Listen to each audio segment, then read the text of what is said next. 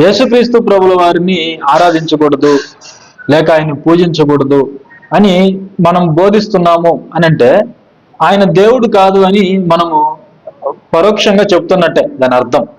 వ్రాయబడిన మాటలను బట్టి ఆయన దేవుడు అని నువ్వు చదివి చెప్తున్నా, ఒకవైపు ఆయన్ని ఆరాధించకూడదు, ఆయన్ని పూజించకూడదు, తండ్రిని మాత్రమే ఆరాధించాలి, యేసుక్రీస్తు ప్రభు కూడా తండ్రిని ఆరాధించాడు అని నీవు బోధిస్తున్నావంటే వాక్యం మీద సరి అయినటువంటి అవగాహన లేదు.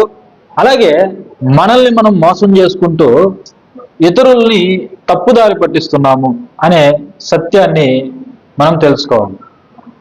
ఎవరైతే యేసుక్రీస్తు ప్రభువుని ఆరాధించకూడదు అని బోధిస్తున్నారో వారు యేసు ప్రభు దేవుడు కాదని చెప్తున్నారు, దేవుడిగా ఆయన నమ్మటం లేదు. అంతే కదా దాని అర్థం.